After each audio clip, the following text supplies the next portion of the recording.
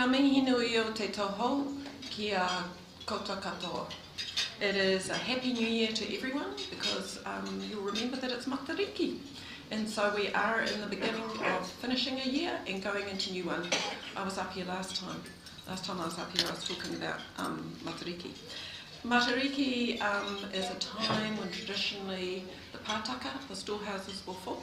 You could understand from them how good your harvest had been, and looking at the stars and the way the winds worked, you could figure out when you were going to plant for what your next harvest would be.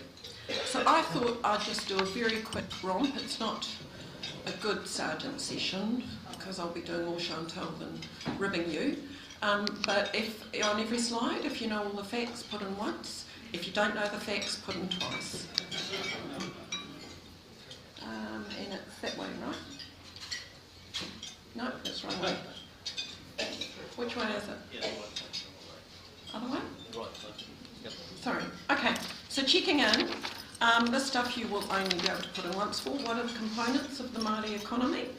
I use the term collectively managed assets to cover a broad church, iwi, hapu, trusts, corporations, a whole bunch of things. The basic common denominator is communal ownership, and very traditionally based in New Zealand, obviously. But Māori in the SME sector and as employers is a larger component, and employees. So they all make up the brown dollar that we talk about. The combination is either culturally or ethnically determined. Cultural behaviours tend to be more around collectively managed assets. Ethnicity is more where we measure someone like me being an employee. Some of that's a modern construction of the Māori economy. It's not how you talk about it traditionally. And that's got a similarity to the New Zealand economy in that, as I'll go on to show, the collectively managed assets are a little bit like our big 200, and the rest of it's that smaller SME. Okay, what sectors is the economy, and particularly around collectively managed assets? Traditionally we talked about the fish, forestry and farming. As you will appreciate, land of course is the resource we always had. Land is the resource we always will have, and so we've always been heavily involved as Māori in primary industry, both as the land owners, as managers and as employees, particularly obviously because heavy dominance of the population in the regional areas, so they're working in the primary industries. We've moved on to film, fashion and food. That's our young kids getting well educated, and I'll talk a little bit later about where they're going, particularly in the SME area. What's different in Māori Inc. from New Zealand Inc. is that we're heavily into rent and real estate. Land is something we like, not only because we traditionally got it, but it's a base that we like to use for our asset base and management. We are heavily distributed around the regions, which is slightly unusual and different from the other markers of the top companies. We're asset high, debt low, which is also another thing that's unusual, but of course collectively managed companies have a little bit of trouble raising capital. It's one of the issues that we have. We put a lot of money into research in comparison to mainstream, and we are more likely to retain our employers than mainstream. I just wanted to talk a little bit about the traditional family business structure that you get particularly within the collectively managed assets. I hope you're putting money in. I'm not seeing nothing going down. You fellas telling me you know all this? So, at the top there's a trust, okay? Always made up by the members of the particular collective. So you'll all know that I'm a member of a couple of those trusts. But what we have here is a typical separation of economic and social asset. So on the holdings corporation side, we tend to set up investment companies to run our putia, to run our money and do a lot of investment and development on that side. On the other side, you get the administration arm that looks at the distribution of the asset. So there's, ever since, particularly in the early days, there was a couple of notable mishaps where there's a bit of confusion about one table making many decisions. So we tend to have this structure now. However, I don't want you to think that it's typical of a shareholder structure inside a private company. As I said, the trust is always made up of members of the particular collectively managed asset. The expectations of the beneficiaries are very high. They expect that the trust and all of the companies underneath will invest in the way that is expected by them as the beneficiaries. No surprises that we're talking about quadruple bottom line accountability. You would have all heard about that. That is becoming an absolute mantra within Māoridom about that, and we are intergenerational investors. So our investment is very cautious because we are planning for many generations to come. I personally think that's an advantage not just for Māori Inc, but as an advantage for New Zealand. The distribution from these kinds of family trees is benefit in kind. Occasionally it will be a little bit of money in your pocket, but it tends to be more benefit in kind. Some educational grants go out, but you tend to see refurbishment of the marae, free education rail programs, a whole bunch of other things being set up. So it's all about benefit of the whole for many generations to come than a straight shareholder fiscal distribution. Although I'm very proud to say that Ngāi Tahu, with our whairawa, we were the prototype before they set up KiwiSaver. That is one way we can get money back into the pockets of those most needy. Alright, so this one, I'm just going to check. You fellas all know top 10 businesses Māori that are in the country. Let's see, I want you to pay twice if you didn't know any of these on the list. Here comes Te Wānanga o Aotearoa, second largest tertiary provider in the nation. Last year it was worth 162 million. It'll be up on that now. Ngāti Whākoa, that's around Rotorua. This is a property development business. This is very well established, got nothing to do with the settlements. Was 192 million a year ago. Ngāti Porou, 206 million. Farming, fisheries, more traditional asset base. Tūhoi, 254 million and going upwards fast. They're very astute with how they develop their resources, but look after their resources. They plan to double tax themselves as a nation, as a Tūhoi nation, when they take over the Uruweras to look after her. PKW, Parinihi Ki Waitotara, that's up in the Taranaki. Quick. Okay, quick. I'll just go show them.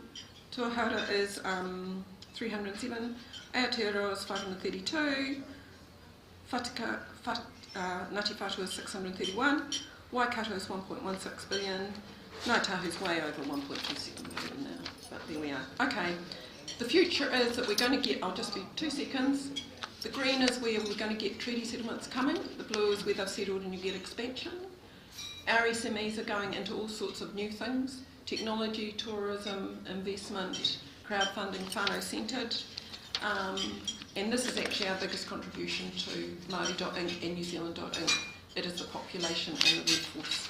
So the real reason I wanted to say this was it's a value add proposition for New Zealand.inc, not just in terms of the workforce, the branding, the unique relationship with the land and management of assets, but actually it's a business model that we believe is of benefit long term for New Zealand.inc. I hope you put money in.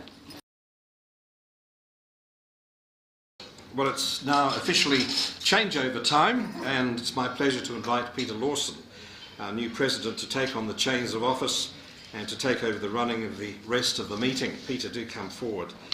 Let me first of all place this around your neck. That's the way it goes. In keeping with Rotary International themes for the year, Peter, I know that you are wild about Rotary and will make a difference. So it's my very great pleasure to congratulate you on your appointment as President of New Zealand's oldest Rotary Club. Members, I give you our new President, Peter Lawson.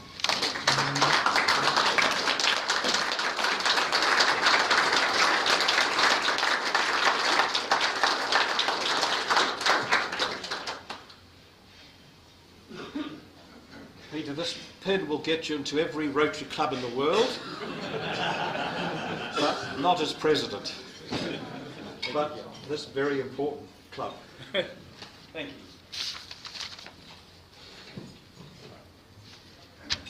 Thank you, Hewitt, and thank you, members.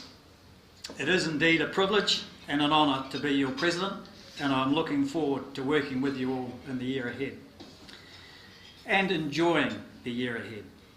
As Hewitt said, we're going to make sure next week that we thank Mark for his contribution to our club over the year, because he's done a wonderful job, and he's done a wonderful job helping me get to know all the issues and work into the role of president. For me, what you see is what you get. I'm not strong on formalities and protocols. If I offend anyone, it's not because I intended to, it's just my ignorance. I also know I can't please everyone all of the time, and I'll make mistakes. Feel free and welcome to guide me and refocus me if you think I need it. What I do intend to do over the next wee while, though, is promise you 3 things.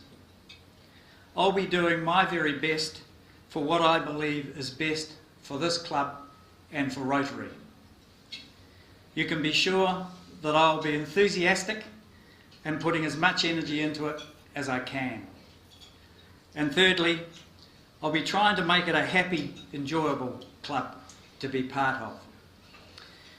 To that end, I have an open invitation to everybody every week for 5 o'clock drinks on a Friday.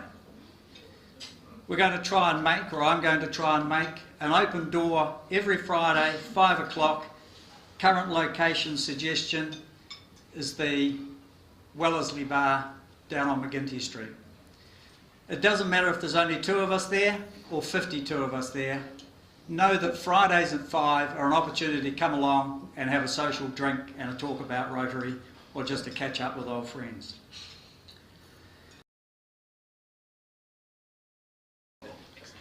Well, good afternoon everyone.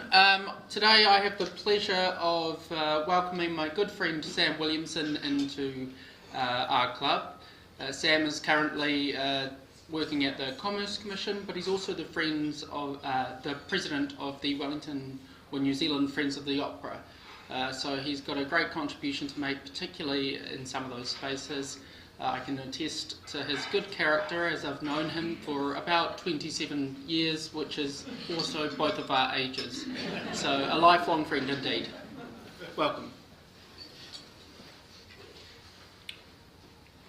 Kia ora, and welcome, and thanks to Mr. President, our new Mr. President, and guests and members.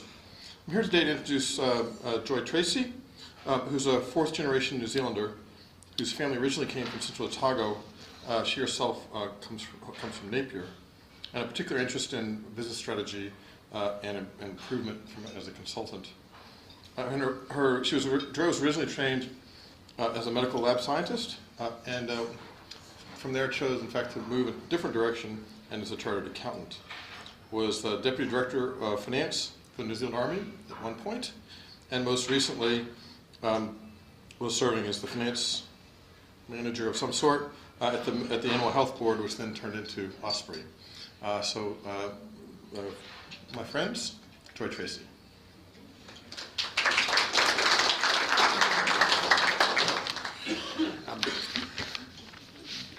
Mr. President Peter, Joy and Sam, it is our great pleasure to welcome you both to our club after your applications were approved by the board and then endorsed by the full membership of the club.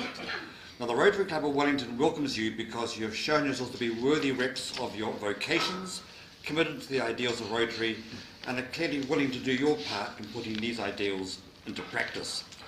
Since Paul Harris convened the first meeting in Chicago in 1905, Rotary International has gained a reputation for service that is unmatched throughout the world. Through your induction today, you are now a full part of this international Rotary service team and are joining, and I want you to notice this is 2 more than last week, 1,207,915 Rotarians in 35,399 clubs around the world. Big time. Our principal motto is service above self, and the objective to our club and other Rotary clubs is to encourage and foster such service. Now, all members are aware that everything we do is guided by our 4-way test. Is it the truth, Is it fair to all concerned? Will it build goodwill and better friendships? Will it be beneficial to all concerned? Your proposers would have outlined to you our expectations we have on your attendance to our lunches and your involvement in our extensive range of committees and trusts. We'll do our best to ensure you enjoy your Rotary journey with our club, and we value your help in maintaining the robust standards our club has achieved. President Peter. Thank you. Welcome, the two of you. You've heard the outline, you've seen the club. My advice to you from my experience is you'll get the most out of this club by embracing it and getting along to some of the social activities, getting involved with some of the committees, rolling up your sleeves and getting to know people, because it's getting to know these wonderful people that will make the big difference. And they'd love to have you on their team helping. So welcome, really enjoy it, and lovely to see you. Joy is yours. There's a pack of reading, there's a badge to wear. It's your gateway to all those clubs around the world. Welcome aboard. Thank you. Sam, wear your own badge at each meeting. Your pin, get you into those other clubs, and your bedtime reading. Enjoy and welcome to the club. Welcome.